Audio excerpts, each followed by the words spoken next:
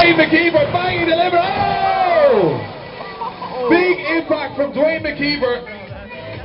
Guys, trying to come in as hard and as flat as he could. It just goes to show a split second can lose it all here. And of course, the marshals go over just to check if he's okay. Have we got a thumbs up from Dwayne McKeever?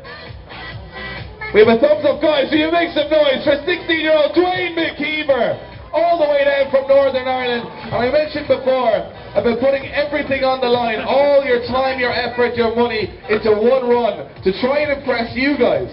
So Dwayne McKeever has gone out here to try and make you guys see what he can do, and unfortunately it just hasn't worked out for Dwayne.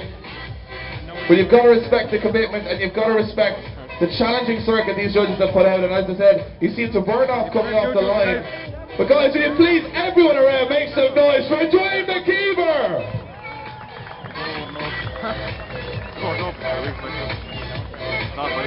And unfortunately, we always hate to see the low loader come out, Sean. Yeah, Dave, it's never a good sign seeing that coming out. Most of the cars can usually be towed back, but when you see that coming out, it's usually big damage.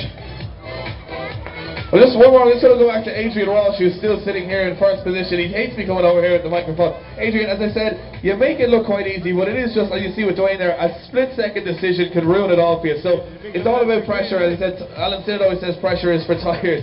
But as I said, the pressure, it doesn't seem to get you this weekend. But what do you think Dwayne went wrong there? I don't know really.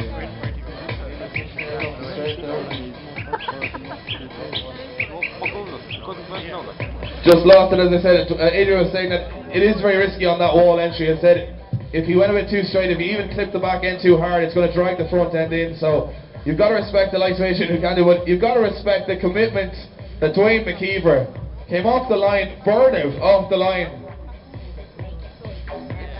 And we're just going to go back up to one of our judges. We go back to Pete. Pete, Super Lap 26, the highest score so far. So obviously no one doing something exceptional in your eyes. What's the missing link there? I think what's really tough here is that the track is incredibly tight, and there is a long enough run-in, so there's a lot of speed, but it's just really tight here, and it's very, very hard to, especially in Super Lap, to get that impact factor, you know, to get the, I mean, normally we go to a faster track, let's say Punchestown and Mondello, it's very, very quick. I mean, the speeds are almost 3 times the speed that we got here, and it's easy to smoke out the place, but it's just very, very hard here. But you know, it's almost going back to like the qualification run. I mean, Adrian's run was very technical, lacking a bit of impact, but technical, and that's what so far has him on top. Thanks, Pete. And of course, for some of you guys on this side who can't see it, the wall on the entry is actually not straight.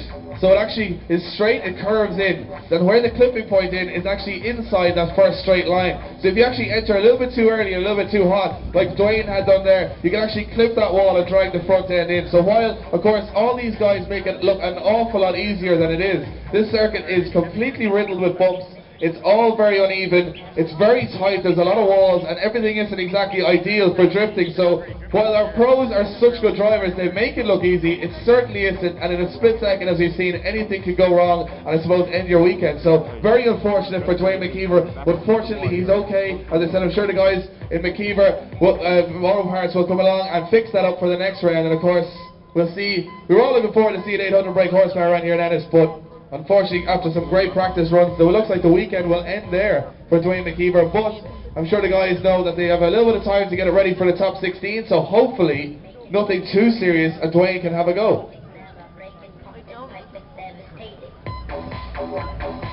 I'm actually going to go back to Simon, our newest judge, just for a moment. Simon, this is your first Super Lap, and of course, Pete was saying earlier that every judge has a different look at the Super Lap, what they're looking for. It's a very individual judge-based system. So, what are you looking for today, or why have you been, as I said, not hitting those 10s? Yeah, I mean, like, drivers are all on it today, but I'm really looking for a bit of aggression on entry, staying on the judging line, obviously, and getting out to the clips. I mean, I have to say, good for Dwayne McKeever. I think, on behalf of the three of us, we were all looking forward to seeing him, because he's been on it all day. But, yeah, speed and aggression.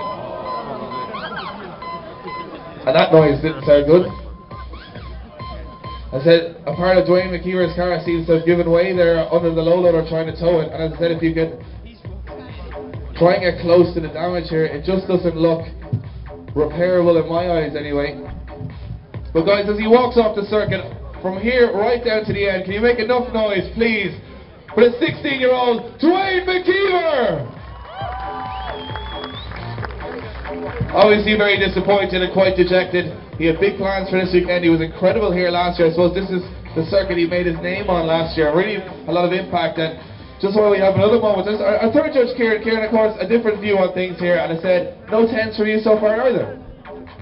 No, and I suppose one of the tough things is the first car out gave a really good run, and you know, if he was the second last car out, you'd probably look at it and say, look, no one's going to better what we've just seen, and you could give a 10 in, but there was room for improvement, but it's so marginal. I mean, if that was a 9 that I gave him, it was really, I felt it was almost a 9.5, but we don't have a 0.5 to give, so it was so close to a 10. But you have to allow for that fact that someone may come down and blitz it in the end, and then you wouldn't be able to give them a 10. You know, you could give them a 10, but you couldn't show that they were a little bit better.